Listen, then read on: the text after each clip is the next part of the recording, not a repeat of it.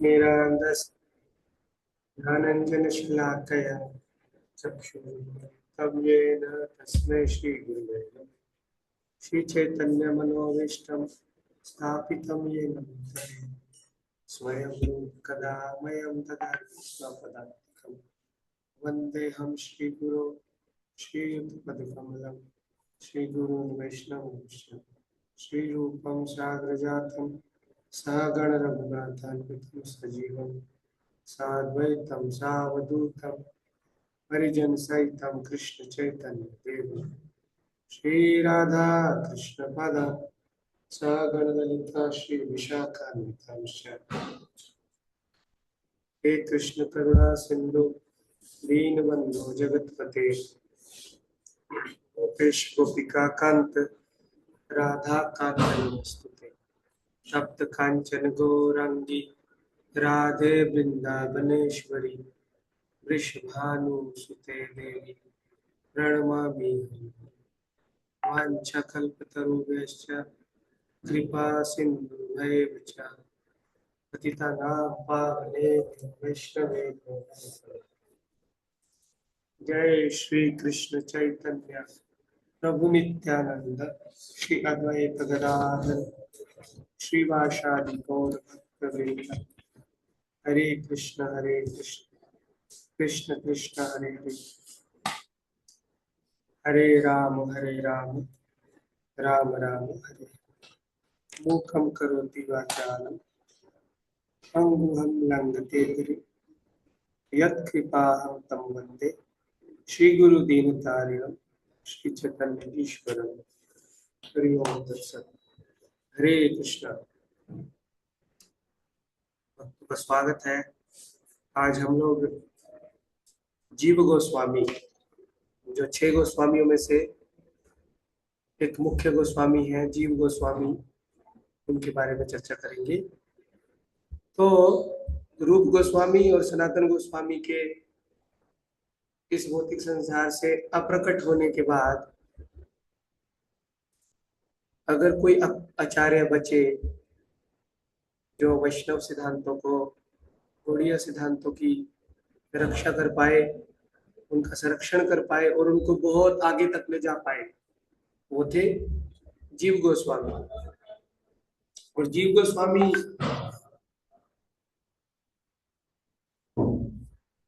बहुत ही महान और विद्वान वैष्णव थे, लेकिन एक जो गुण था विनम्रता का, वो जीव गोस्वामी में बहुत कूट कूट के भरा हुआ था।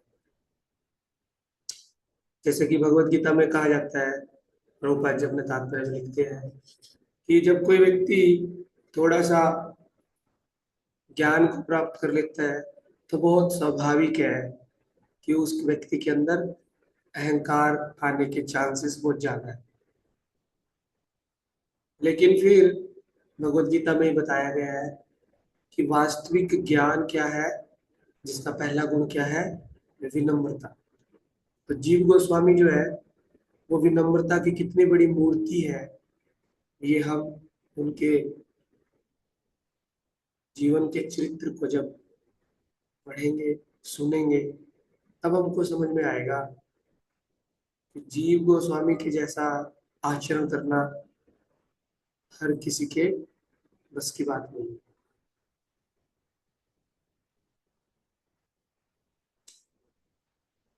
तो आज भी इस्कॉन मंदिर के पास वृंदावन शोध संस्थान, वृंदावन रिसर्च सेंटर है। वहां पे जीव गोस्वामी के हाथ की लिखी हुई पुस्तकें अभी भी रखी हुई। ये जो लाइब्रेरी का कंसेप्ट है, बुक्स को एक जगह रखना एकत्रित करके आचार्यों की, ये कंसेप्ट हमको जीव गोस्वामी ने दिया। जैसे अभी इस्कॉन के हर मंदिरों में लाइब्रेरी है, गौड़ीय वैष्णव संप्रदाय के हर मंदिर में एक बुक के लिए जगह है, लाइब्रेरी है। तो ये जो लाइब्रेरी बुक की सबसे पहले बनाई, वो किसने बनाई? जीव गोस्वामी। और उनको ये करने में बहुत समय लगा। उन्होंने रूप गोस्वामी, सनातन गोस्वामी, चैतन्य महाप्रभु के जितने भी पार्षद थे उनके सबकी पुस्तकों को इकट्ठा किया, उस पर रिसर्च किया, कोई पुस्तक अगर नष्ट हो रही थी उसको दोबारा से रीप्रिंट किया और सारी पुस्तकों को एक लाइब्रेरी की शेप में रखा। तो वृंदावन में जो रिसर्च सेंटर है, जब हम लोग इस्कॉन से बांके बिहारी मेन रोड पे मंदिर दर्शन करने जाते हैं, थोड़ा सा दूर ही बस मेन रोड पे इस्कॉन का रिसर्च सेंटर है। वहां पे जीव गोस्वामी की हस्तलिखित लिपियां अभी भी रखी हुई है। तो जीव गोस्वामी का जन्म 1533 में द्वादशी के दिन हुआ और कहाँ पे हुआ? रामकेली, एक जगह का नाम है, मालदा जिले में, बंगाल में, पश्चिम बंगाल के मालदा जिले में एक जगह है रामकेली। तो जीव गोस्वामी जी के पिताजी का नाम था अनुपम। अनुपम, रूप गोस्वामी और सनातन गोस्वामी तीनों भाई थे। अनुपम जो है वो सबसे छोटे थे, जिनके पुत्र हुए जीव गोस्वामी। तो रूप गोस्वामी और सनातन गोस्वामी अनुपम के बड़े भाई थे, तो वो जीव गोस्वामी के दोनों ताऊ जी लगते थे। और जीव गोस्वामी रूप गोस्वामी के और सनातन गोस्वामी के भतीजे थे, यानी छोटे भाई के लड़के। तो चैतन्य महाप्रभु जब रूप गोस्वामी और सनातन गोस्वामी से मिलने रामकेली में गए, तो जीव गोस्वामी उस समय छोटे बच्चे थे और ये तीनों भाई अनुपम, रूप गोस्वामी, सनातन गोस्वामी चैतन्य महाप्रभु के पास अकेले में जाके, जंगल में जाके रात रात को कथा सुनते थे, उनका आशीर्वाद लेते थे और बहुत विनम्रता से उनको प्रणाम करते थे। तो ये सब दृश्य जीव गोस्वामी जब 8-10 साल के बच्चे थे उनको ये सब देखने को मिलता था, इसलिए उनके मन में भी चैतन्य महाप्रभु के प्रति एक अलग प्रकार का भाव था। तो जीव गोस्वामी जब भी देखते थे कि रूप गोस्वामी और सनातन गोस्वामी और मेरे पिताजी चैतन्य महाप्रभु से इतना प्रेम करते हैं, चैतन्य महाप्रभु के प्रति उनका इतना समर्पण है, तो ये सब देख के जीव गोस्वामी को भी महाप्रभु की सेवा करने का, उनके लिए अपना जीवन समर्पित करने का इच्छा बार बार प्रकट होता था। लेकिन चैतन्य महाप्रभु ने अनुपम को बोला कि इनको बहुत सारे शास्त्रों का अध्ययन करने के लिए वाराणसी भेज दो, काशी में भेज दो। तो काशी में वो गए और वहाँ पे बहुत सारे शास्त्रों का अध्ययन किया। अध्ययन करने के बाद फिर कुछ वर्षों तक रामकेली में ही रहे। तो उस समय राजा अकबर जो थे वो पूरे राज्य पे शासन किया करते थे। हरे कृष्णा प्रभु जी। हरे कृष्ण। वो भेज दिया था प्रभु जी आपको, वहाँ पे शो कर सकते हैं। प्रेजेंटेशन।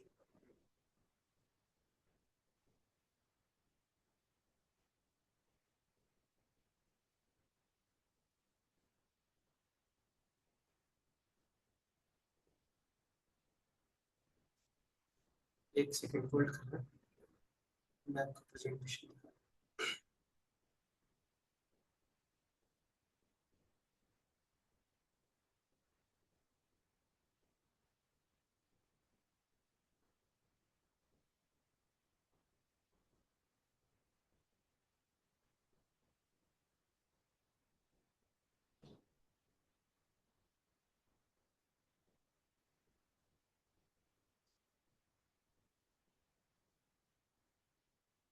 प्रभु स्क्रीन को देख पा रहे हैं आप लोग?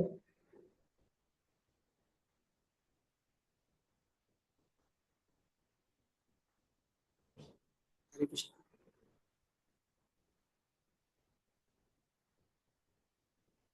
ठीक है।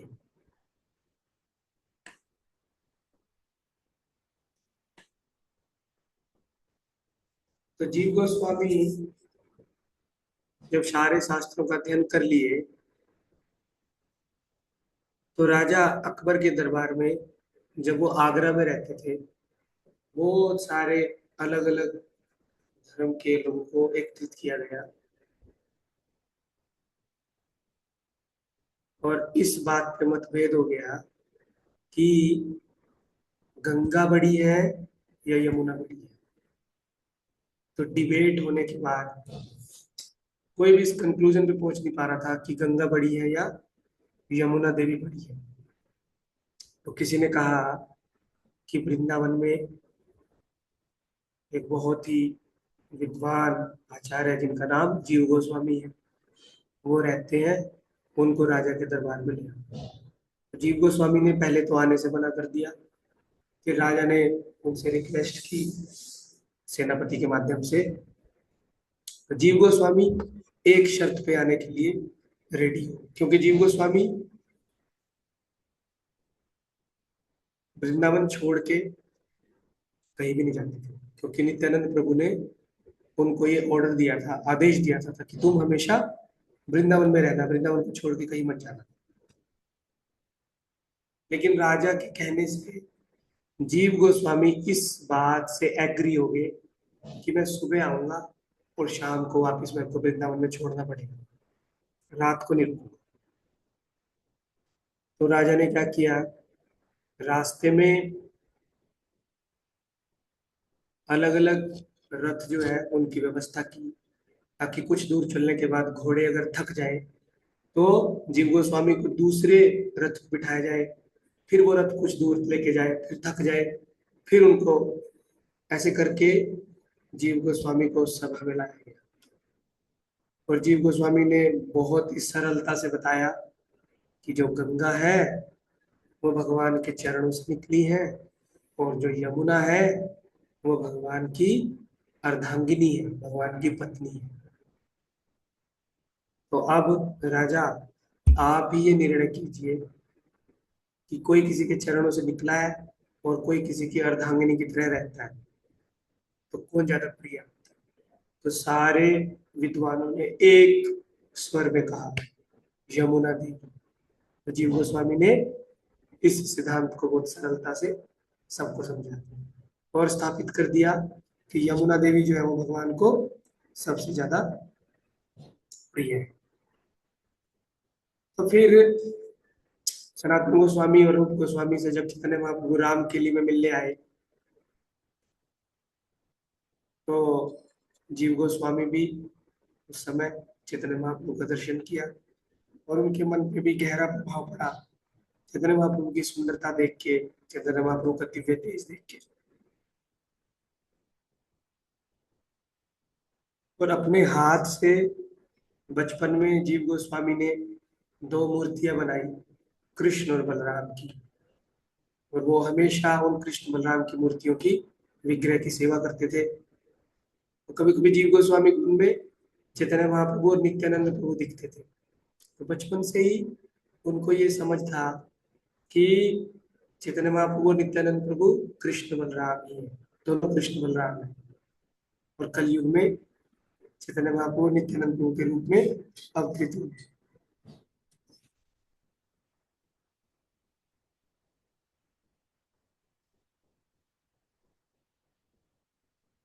तो एक बार क्या हुआ, जगन्नाथपुरी में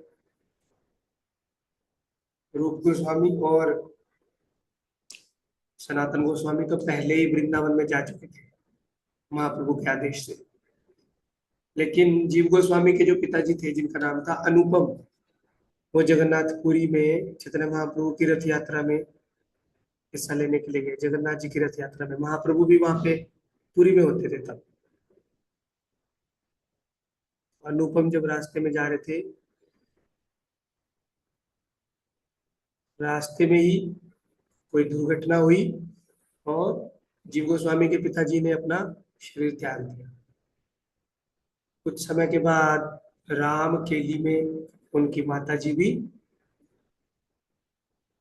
इस भगवत इस भौतिक संसार को छोड़ के चली गई। तो जीव गोस्वामी बहुत दुखी होते थे, लेकिन उन्होंने निश्चय कर लिया कि मैं चैतन्य महाप्रभु की सेवा करने के लिए अपने जीवन को समर्पित करूंगा। तो वो चैतन्य महाप्रभु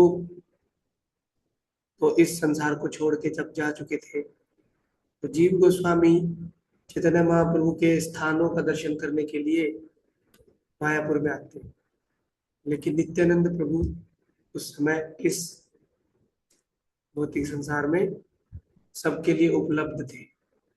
तो मायापुर, नवदीप, सब जगह नित्यानंद प्रभु जीव गोस्वामी को महाप्रभु के अलग अलग लीला के बारे में बताते हैं। और कहीं कहीं पे तो नित्यानंद प्रभु अपनी कृपा से जीव गोस्वामी को चैतन्य महाप्रभु का दर्शन भी कराते हैं। श्रीधर कोला विचर के साथ जब चैतन्य महाप्रभु संवाद करते हैं, जब चैतन्य महाप्रभु अद्वैताचार्य के साथ श्रीवास आंगन में जब कीर्तन करते हैं, काजी के यहाँ पे जब कीर्तन करते हैं, बहुत सारी लीलाओं को नित्यानंद प्रभु जीव गोस्वामी के साथ में प्रकट करते हैं। और ये सब देख के जीव गोस्वामी को बहुत दुख होता है। अंदर में प्रसन्नता भी होती है, लेकिन दुख होता है कि मैं चैतन्य महाप्रभु का दर्शन नहीं कर पाया, चैतन्य महाप्रभु का लीला में भाग नहीं ले पाया, सेवा नहीं कर पाया। लेकिन फिर नित्यानंद प्रभु एक बहुत ही अद्भुत भविष्यवाणी करते हैं जीव गोस्वामी को। सबसे पहले भक्ति विनोद ठाकुर तो इसको बाद में बोलते हैं, पहले इसको नित्यानंद प्रभु, जो मायापुर में हमारा मंदिर बन रहा है TOVP, इसकी भविष्यवाणी सबसे पहले नित्यानंद प्रभु ने जीव गोस्वामी को की। अद्भुत मंदिर कहोइल प्रकाश, इस नवदीप धाम में एक अद्भुत मंदिर भविष्य में प्रकट होगा, और जीव गोस्वामी को वो दिखाया भी था। भक्ति विनोद ठाकुर नवदीप महात्म्य में नित्यानंद प्रभु के इस भविष्यवाणी को लिखते हैं, और नित्यानंद प्रभु की कृपा से ही भक्ति विनोद ठाकुर भी उस अद्भुत मंदिर का दर्शन करते हैं। लेकिन सबसे पहले उस अद्भुत मंदिर का दर्शन किया जीव गोस्वामी। तो जीव गोस्वामी संस्कृत पढ़ने के लिए वाराणसी में चले जाते हैं नित्यानंद प्रभु के कहने से, और वहां पे एक बहुत ही बड़े विद्वान बृहस्पति जी के अवतार, जिनका नाम होता है मधुसूदन वाचस्पति, उनसे शिक्षा ग्रहण करते हैं और शास्त्रों में पूर्ण रूप से निपुण हो जाते हैं वाराणसी।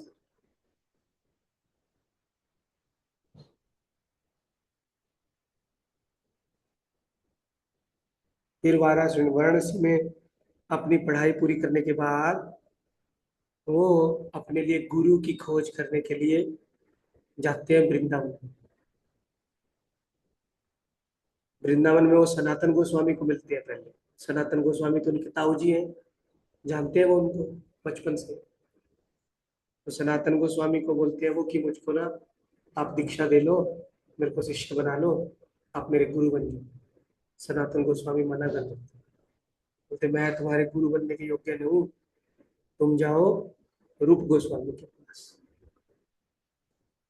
वाराणसी में जीव गोस्वामी बहुत ही प्रसिद्ध लेखक बन गए थे, भक्ति ग्रंथ को लिखने वाले, और पूरा वाराणसी के लोग जो है वो उनसे चर्चा करने आते थे शास्त्रों पे। लेकिन जब जीव गोस्वामी रूप गोस्वामी के सामने आते हैं तो रूप गोस्वामी से प्रार्थना करते हैं कि मुझे आप अपने शिष्य के रूप में स्वीकार कर लो। तो रूप गोस्वामी बोलते हैं गौड़िया परंपरा में अभिमान जो है वो नहीं चलेगा।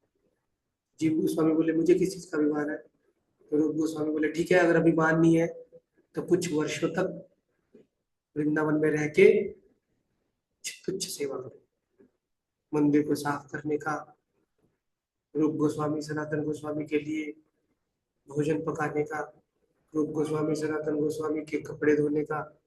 कपड़े तो डालते नहीं थे, वही जो एक गमछा वो डालते थे। उनकी जगह को साफ करने का रात को, और उनके लिए अलग अलग प्रकार की सेवा करने का। जीव गोस्वामी ने बहुत ही विनम्रता से और बहुत हृदय से रूप गोस्वामी के कहने से अपना जो ज्ञान था कुछ समय के लिए उसको साइड में रख दिया। भूल गए कि मैं कितना बड़ा स्कॉलर हूँ, कितना बड़ा ज्ञानी हूँ, और अपने गुरु की आज्ञा से निम्न सेवाएं कर रही हूँ। तो कुछ समय के बाद रूप गोस्वामी उनसे बहुत प्रसन्न हो गए। रूप गोस्वामी ने उनको दीक्षा दे दी।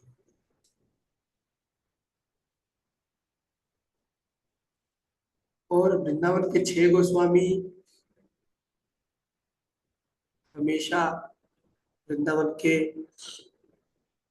लोगों द्वारा जो कपड़े फेंक दिए जाते थे, उनको उठा के, उनको सिल के भक्तों की धोती बनाया करते थे। अपने लिए जो वो एक छोटा सा कपड़ा बांध के रखते थे, वो कपड़ा भी वो वृंदावन के वासी, ब्रजवासी जो बेकार कपड़ा फेंक देते थे, उसको उठा के अपने लिए कंबल बनाते थे, अपने लिए तन पे ढकने के लिए कपड़ा बनाते थे। और इन सब में जीव गोस्वामी उनकी बहुत सहायता करते थे।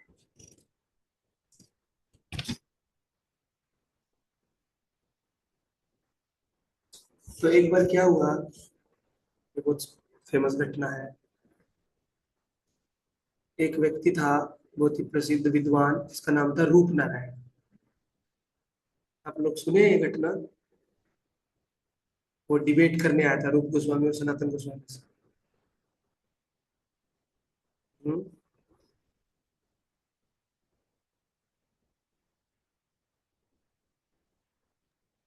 प्रभु जी सुनी तो है, ठीक से याद नहीं है लेकिन सुनी है। दो दो सुनी है कि ये वाली, और एक जो वल्लभाचार्य के साथ होती है, ये दो सुनी तो है। हाँ, दो लोगों के साथ।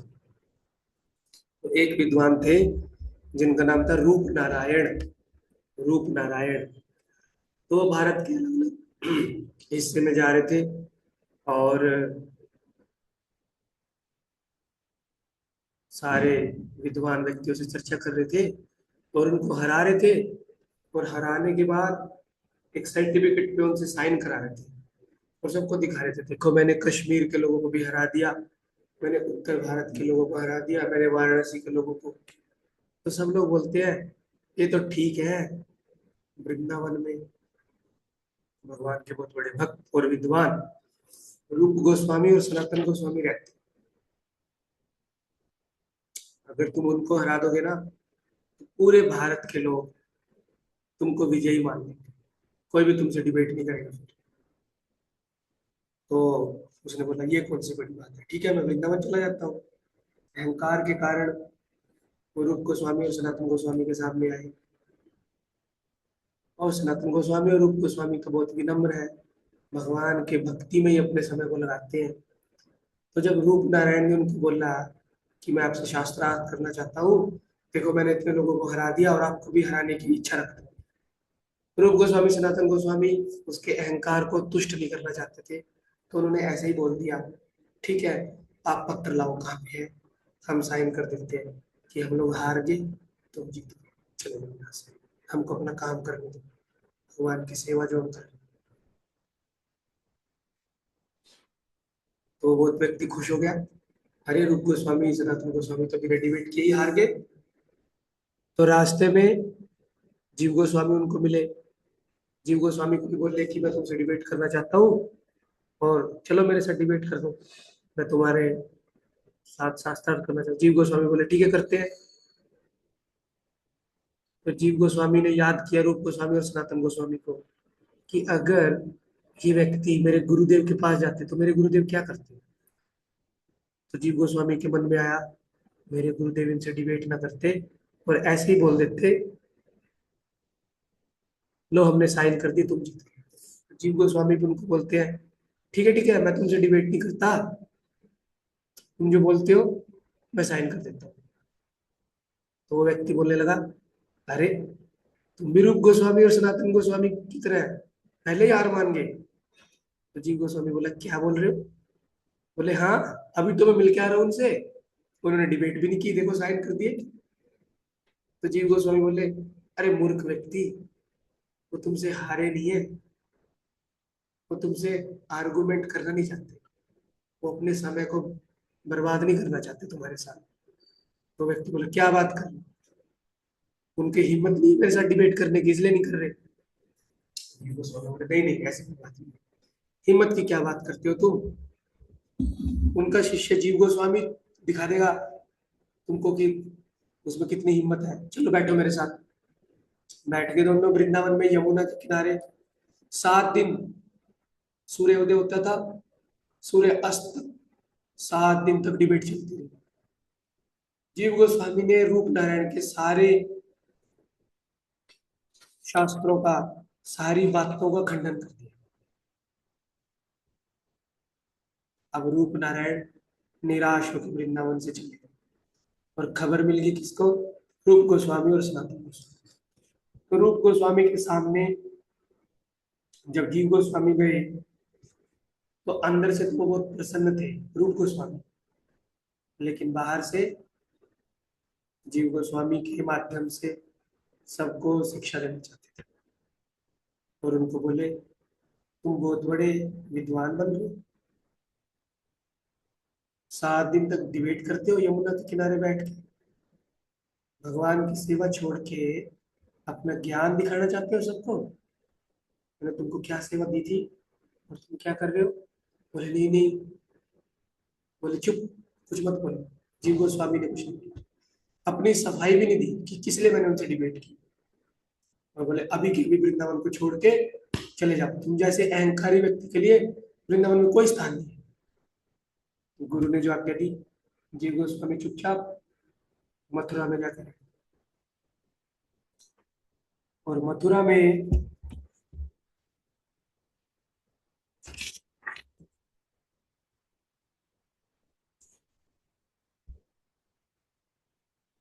एक गुफा में रहने लगे। जो भी गांव के लोगों से कुछ फल फूल मिलता था, कुछ पानी मिलता था, उसको खा लेते थे और हमेशा क्रंदन करते रहते थे, रोते रहते थे गुफा में और भजन करते रहते थे, राधा रानी और कृष्ण पर प्रार्थना करते रहते थे। तो सनातन गोस्वामी हमेशा ब्रजमंडल में घूमते रहते थे। तो एक बार सनातन गोस्वामी घूमते घूमते मथुरा में भी आ गए और सबसे पूछने लगे सब ठीक है, आपके पुत्र का विवाह हो गया, आपके घर में सब ठीक है, कुशल मंगल है। ऐसे सनातन गोस्वामी सबके साथ मिला जुला करते थे।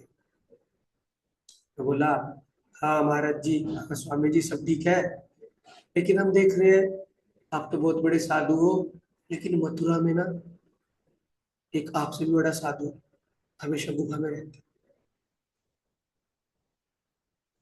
सनातन गोस्वामी को समझ में आ गया।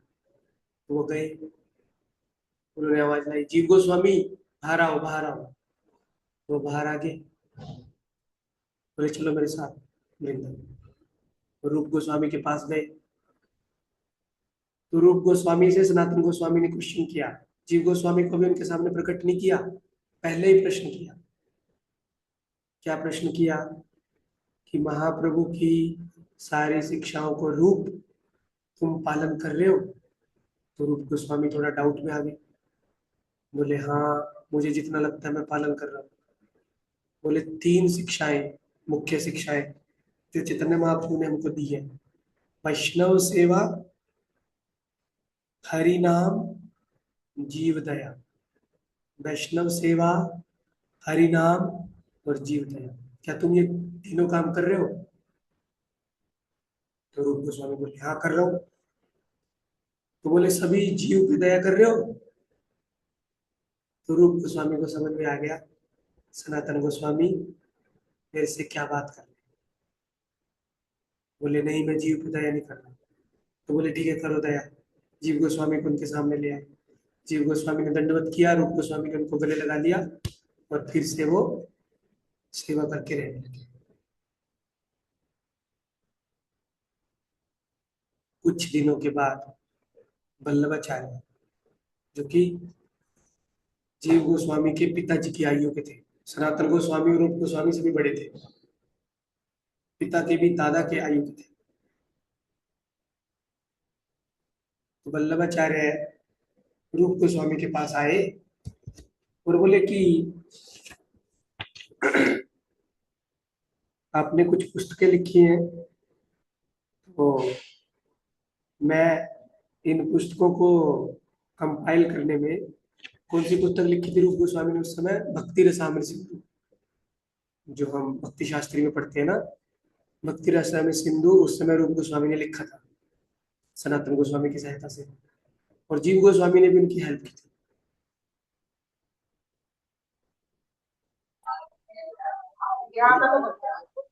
रूप गोस्वामी बोले हाँ, तुम मेरा ग्रंथ ले जाओ भक्ति रसायन सिंधु और इसका शोधन कर दो, इसमें जो भी गलती है वो ठीक कर दो। तो वल्लभाचार्य जी रूप गोस्वामी का ग्रंथ लेके आगे, और रास्ते में जीव गोस्वामी उनको मिल गए। तो जीव गोस्वामी पूछते हैं वल्लभाचार्य से, आप क्या ग्रंथ हाथ में लिए? बोले रूप गोस्वामी का भक्ति रसायन सिंधु। किस लिए? बोले कि इसमें ना कुछ कुछ गलतियां हैं, कुछ अर्थ जो है वो रूप गोस्वामी ने ठीक नहीं लिखा, मैं उसको ठीक करना चाहता हूँ। तो जीव गोस्वामी बोले नहीं, रूप गोस्वामी गलती नहीं कर सकते। तो उन्होंने कुछ पंक्तियां उनको निकाल के दिखाई, देखो यहाँ पे गलती है, लेकिन जीव गोस्वामी ने उसका अर्थ बताया, बहुत हायर अर्थ बताया उसका। तो वल्लभाचार्य जी इम्प्रेस हो गए, ऐसा तो मैंने सोचा नहीं था कि जीव गोस्वामी ने ये पंक्तियां इस कंटेंट में लिख रखी। वल्लभाचार्य जी रूप गोस्वामी के पास गए और बोला मुझे क्षमा करो, मुझसे बहुत बड़ी गलती हो रही थी, आपका ग्रंथ तो बहुत अच्छा है, सारी चीज ठीक है, लेकिन मैं अभिमान के कारण। बोले क्या हुआ, ऐसा क्यों बोल रहे हो आप? बोले जीव गोस्वामी ने मुझे समझाया कि इसका क्या अर्थ है, अब मेरे को समझ में आ गया। तो रूप गोस्वामी जीव गोस्वामी के ऊपर फिर से गुस्सा हुए, और अब की बार बोले मेरे सामने मत आना, वृंदावन से चले जाओ। तुमने वल्लभाचार्य के साथ आर्गुमेंट किया है, वल्लभाचार्य जी को तुम्हारी हिम्मत कैसे हुई बोलने की कि तुम ग्रंथ को सही से समझ नहीं पा रहे? वो चैतन्य महाप्रभु के मित्र है और हमारे गुरु के समान है, तुमने हमारे गुरु को ही गलत साबित कर दिया। तो जीव गोस्वामी फिर भी कुछ नहीं बोले, और इस बार उन्होंने निश्चय कर लिया अपने प्राण त्याग देंगे। और मगरमच्छ यमुना के किनारे में, मगरमच्छ जो है वो अपने अंडे देने की एक जगह बना के रखते हैं, गुफा सी बना के रखते हैं, मान बोलते हैं जिसको, उस मान में रहते हैं। और ब्रजवासी मछलियों को कुछ आटा, कुछ चावल दाल डाल देते हैं। रूप गोस्वामी ने जब सजा दी जीव गोस्वामी को, तो उन्होंने खाना पीना भी बंद कर लिया। कभी कभी हफ्ते में एक दिन, 4 दिन में एक दिन वो अपनी गुफा से बाहर निकलते हैं, और जो बाहर आटा चावल नदी में पड़ा होता था सूखा, उसी को खा लेते हैं और फिर अपनी गुफा में चले जाते हैं।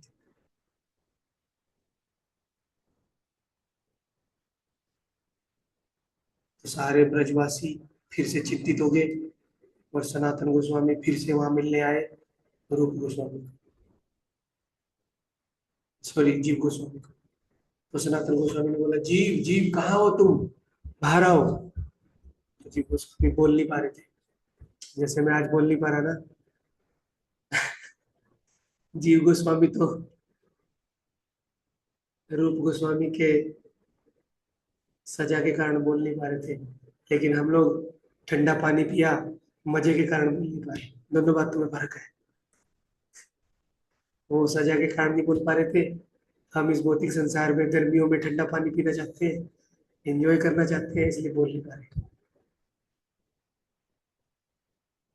तो जीव गोस्वामी बाहर नहीं निकल पा रहे थे, तो सनातन गोस्वामी गुफा में रेंग के अंदर जाते, और सनातन गोस्वामी जीव गोस्वामी को अपनी गोद में उठा के लाते, और वो देखते हैं जीव गोस्वामी अधमरे हो गए, उनके शरीर में केवल हड्डियां हड्डियां हैं बस। फिर जीव गोस्वामी रूप गोस्वामी को बोलते हैं, तुम सिद्धांत का पालन कर रहे हो, जीव के ऊपर दया कर रहे हो, बोले कर रहा हूँ। बोले जीव तो मर रहा है, देखो क्या हालत होगी है जीव गोस्वामी की। रूप गोस्वामी जब देखते हैं कि जीव गोस्वामी ने मेरी आज्ञा का पालन करने के लिए अपने शरीर को भी त्यागने का निश्चय कर लिया, तो वो उनको गले लगाते हैं, वो गले लगा के रोते हैं, और बहुत दिनों तक रूप गोस्वामी जीव गोस्वामी की सेवा करते हैं। उनको अच्छा प्रसाद खिलाते हैं, उनको नहलाते हैं, उनकी सेहत को ठीक करते हैं। और फिर रूप गोस्वामी बोलते हैं कि हमारे चले जाने के बाद गौड़ीय वैष्णव संप्रदाय के अगर कोई आचार्य होंगे वो तुम होंगे, जिनको अपने शरीर से भी मोह नहीं है, वही भगवान की सेवा कर सकता है, भगवान के प्रचार को आगे ले जा सकता है। तो इस प्रकार से जीव गोस्वामी जो है वो अपनी विनम्रता को प्रकट करते थे। और बहुत सारे मंदिरों का निर्माण जीव गोस्वामी ने कराया। जो मदन मोहन जी का मंदिर है, रेड कलर का पत्थरों से बना हुआ, वो भी अकबर ने, जीव गोस्वामी से प्रसन्न थे बहुत अकबर, तो अकबर को बोल के जीव गोस्वामी ने उस मंदिर का निर्माण करवाया था। राधा कुंड की खुदाई और उनके चारों तरफ जो बाउंड्री ईंटों की बनी हुई है, वो भी जीव गोस्वामी के निर्देशन में बना था, अकबर ने बनवाया था। बहुत सारे साधु, बहुत सारे शाहूकार जब वृंदावन में आते थे तो जीव गोस्वामी उनसे वृंदावन के मंदिरों का निर्माण, वृंदावन के धाम, धार्मिक स्थलों को पुनर्निर्माण करने का कार्य करवाते थे। अभी जो राधा कुंड दिखता है वो भी जीव गोस्वामी ने बनवाया था, खुदवाया था चैतन्य महाप्रभु ने, लेकिन फिर उसको पक्का करने का काम पत्थरों से अकबर के सहायता से जीव गोस्वामी ने किया था। और जीव गोस्वामी के तीन बहुत ही पावरफुल शिष्य थे जीव गोस्वामी के, नरोत्तम दास ठाकुर, श्रीनिवास आचार्य और श्यामानंद पंडित। नरोत्तम दास ठाकुर को जीव गोस्वामी ने एक बहुत बड़ी बैलगाड़ी, तीनों को सबसे पहले जो बुक डिस्ट्रीब्यूशन संकीर्तन है, जो संकीर्तन बस जो भक्त लोग करते हैं, तो सबसे पहले जो संकीर्तन पार्टी थी वो किसी ने बनाई थी, जीव गोस्वामी ने। उनकी टीम थी 3 लोगों की। 3 लोगों को जीव गोस्वामी ने बहुत सारे ग्रंथ देके एक बैलगाड़ी में प्रचार करने के लिए भेजा। बंगाल, मणिपुर, उड़ीसा, नरोत्तम दास ठाकुर को, श्रीनिवास आचार्य और श्यामानंद पंडित को। तो संकीर्तन की शुरुआत जो है वो भी किसने की थी, जीव गोस्वामी ने। और बहुत सारे ग्रंथ लिखे। जीव गोस्वामी का जो षट संदर्भ है बहुत फेमस है, बहुत सारे तत्व लिखे हुए, 25 पुस्तकें लिखी। गोपाल चंपू, गोपाल तपनी उपनिषद, ब्रह्म संहिता, उज्ज्वल नीलमणि, माधव महोत्सव, ऐसे करके बहुत सारे ग्रंथ उन्होंने लिखे। 85 ईयर के जब वो हो गए थे तो पूरे वृंदावन में जितने भी ब्रजवासी, पूरे भारत में जितने भी वैष्णव संप्रदाय के आचार्य थे, सब लोग जीव गोस्वामी से अपनी पुस्तक का निरीक्षण करवाने के लिए आते थे। सब लोग जीव गोस्वामी से अपने मत को सही से समझने के लिए आते थे। इतने फेमस हो गए थे जीव गोस्वामी। और हम लोग देखते हैं जब राधा दामोदर मंदिर में जाते हैं ना, तो राधा दामोदर मंदिर में जब परिक्रमा शुरू करते हैं, जहाँ पे गोवर्धन शिला है, 4 परिक्रमा करते हैं ना, तो जब परिक्रमा शुरू ही करते हैं तो शुरू में ही थोड़ा सा अंदर जाके जीव गोस्वामी की समाधि भी है और भजन कुटी भी है। गोपाल भट्ट गोस्वामी की समाधि कहाँ है, हमने पिछली क्लास में चर्चा किया था, याद है किसी को?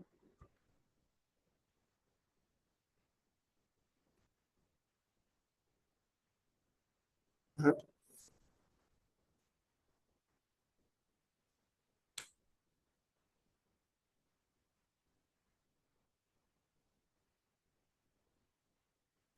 इस तरह से गुफा में रहते थे जीव गोस्वामी। वल्लभाचार्य से जब उनका आर्गुमेंट हुआ।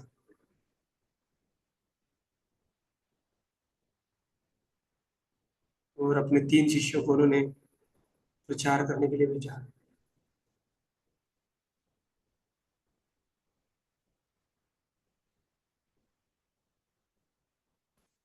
कहाँ पे है ये सब पता होना चाहिए ना।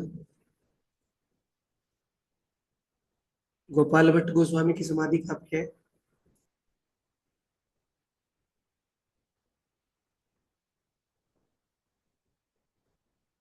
हम लोग जब राधा रमन जी का दर्शन करने जाते हैं ना,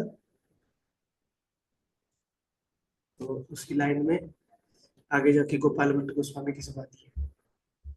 जीव गोस्वामी की समाधि कहाँ है? जी राधा दामोदर मंदिर में। जहाँ पे पंच तत्व है, वहां नहीं, शुरू में जब परिक्रमा शुरू करते हैं।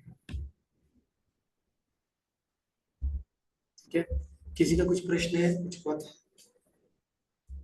क्षमा करना, आप लोगों को परेशानी हुई मेरे गले के कारण कि क्लास थोड़ी सी मैं छोटी करी आज, और बहुत सारे श्लोकों को स्किप कर दिया कि मैं ज्यादा बोल नहीं पा रहा आज। क्षमा चाहता हूँ। किसी का कुछ प्रश्न है, कुछ मत है? हरे कृष्णा। शिला प्रभुपाद की जय। जीव गोस्वामी प्रभुपाद की जय। निताई गौर प्रेमानंदे। हरे हरे कृष्ण।